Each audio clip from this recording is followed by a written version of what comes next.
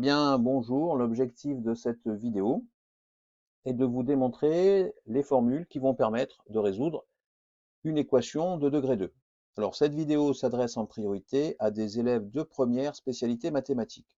Alors, c'est quoi une équation de degré 2? C'est l'expression suivante, ax carré plus bx plus c égale à 0.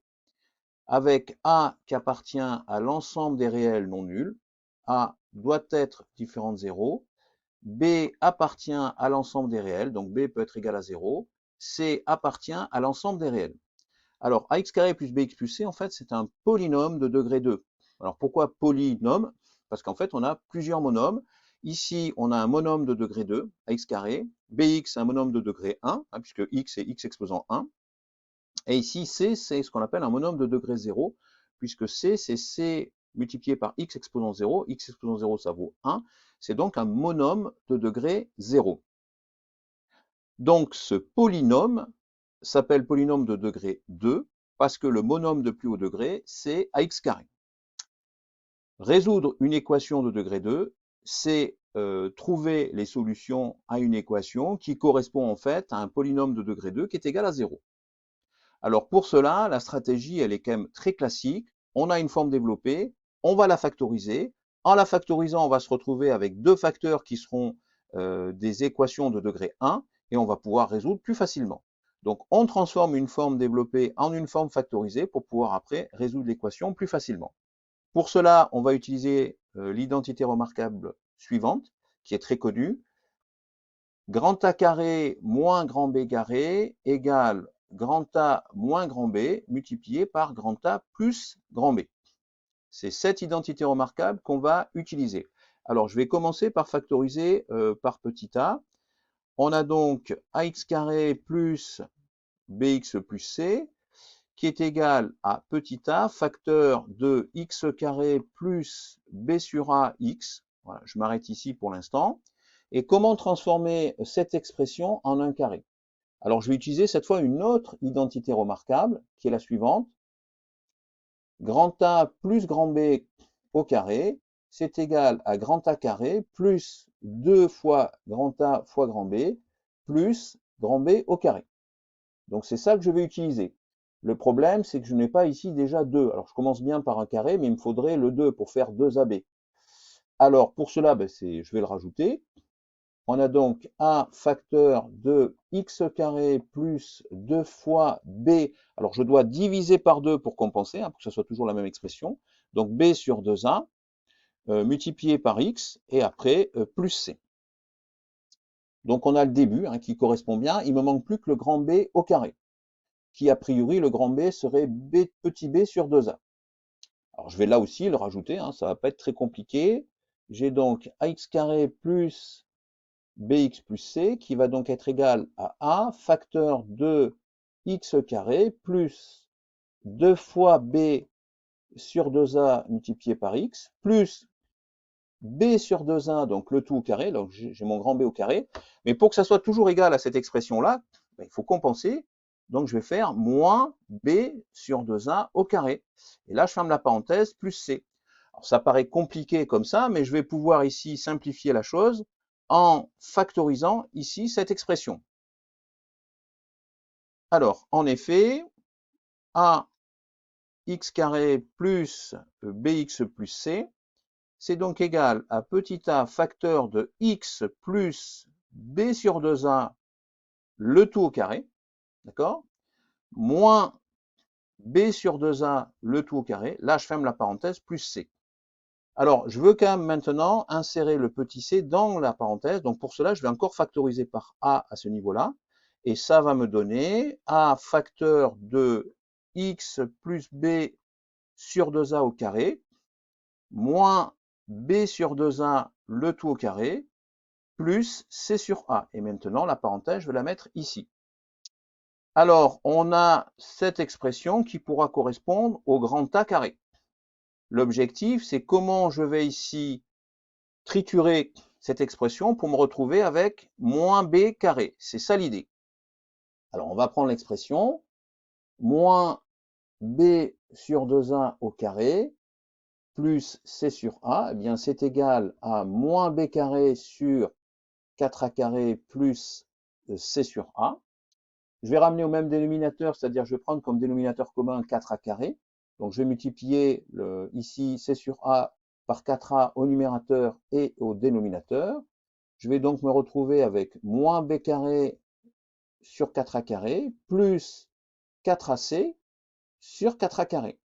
Et si je mets le moins ici devant un trait de fraction générale, je vais donc me retrouver au numérateur avec b carré moins 4ac, hein, puisque moins ça va me faire plus, pour avoir plus 4ac, le moins va s'appliquer sur le b carré, le tout divisé par 4a carré. D'accord? Et on a l'habitude d'appeler le b carré moins 4ac, on a l'habitude de l'appeler delta, delta majuscule, voilà, delta sur 4a carré. Alors, delta, on va l'appeler aussi en mathématiques le discriminant. Le discriminant. Donc delta, c'est le discriminant, et on a transformé donc cette expression en moins delta sur 4a carré. Donc, a x carré plus bx plus c est égal à petit a facteur de x plus b sur 2a au carré moins delta sur 4a carré. Et là, on retrouve le grand A carré moins le grand B carré. D'accord? Alors, ça veut dire que si grand A carré est égal à x plus b sur 2a le tout au carré, ça veut donc dire que le grand A va donc être égal à x plus b sur 2a. Ça veut dire que le grand B va être égal à racine carrée de delta sur 2a, hein, puisque je prends la racine carrée de delta au numérateur, et la racine carrée de 4a carré, ça va me donner 2a. Alors, je vais quand même avoir une contrainte sur le discriminant, puisque pour que ça fonctionne, il faut que le discriminant soit supérieur ou égal à 0, hein, puisque je ne peux pas prendre la racine carrée d'un nombre négatif, c'est pas possible. Donc, pour que cela fonctionne, il faut que le delta soit supérieur ou égal à 0. Donc, ça y est, je vais pouvoir factoriser l'expression a x carré plus bx plus c.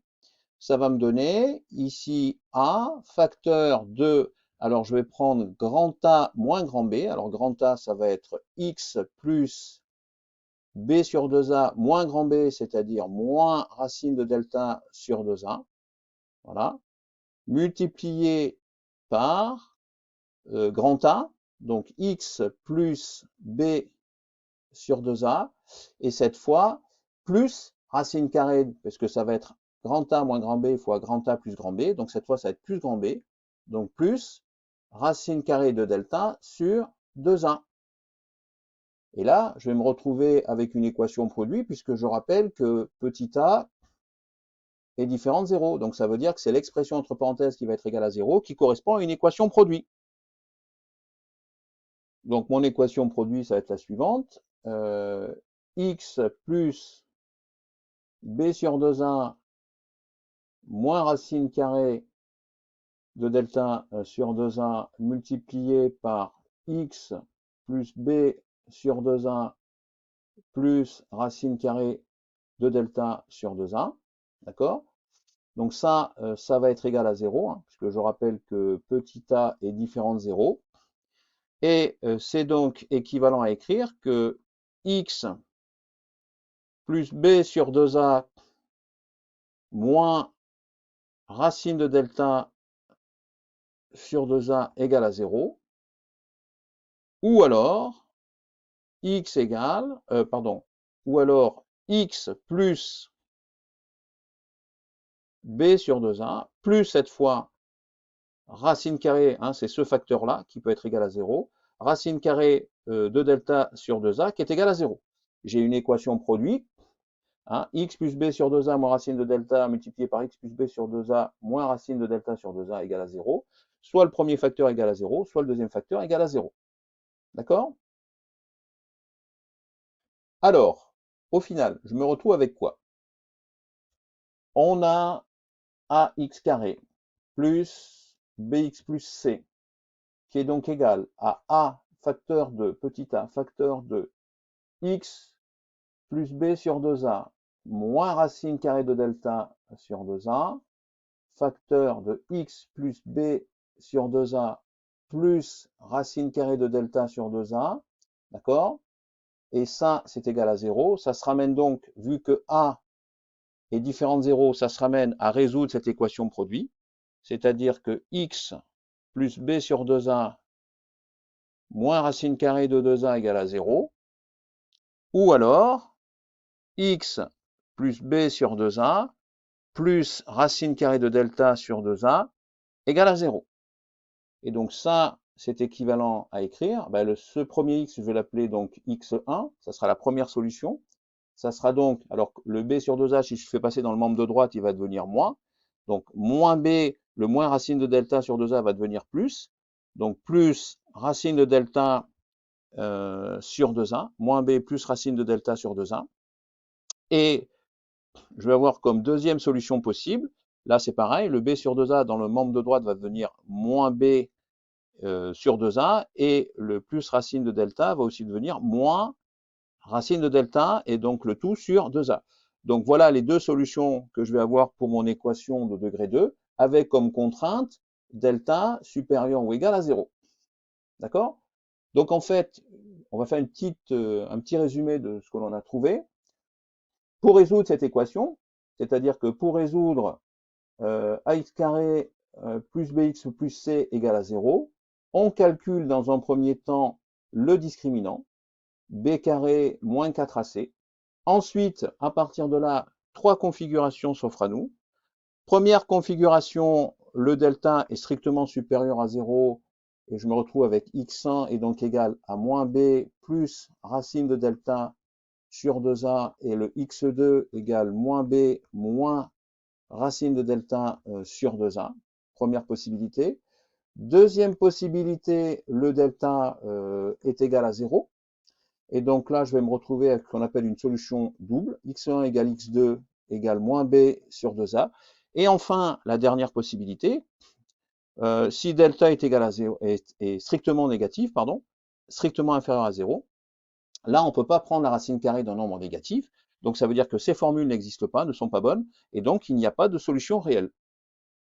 Donc il n'y a pas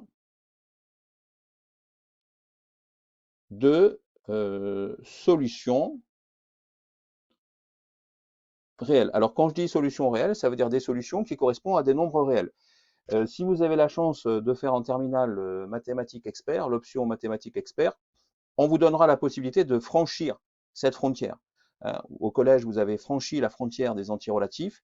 Eh bien, au lycée, vous pourrez franchir, si vous souhaitez faire mathématiques expert, franchir la frontière du fait qu'on ne peut pas prendre la racine carrée d'un nombre négatif. Eh bien voilà, on a démontré donc les formules qui sont nécessaires pour résoudre une équation de degré 2. Alors c'est une vidéo, je sais, qui est un peu technique. J'espère que malgré tout, elle vous a plu. Et je vous dis donc à bientôt sur la chaîne YouTube Scol Mathématiques.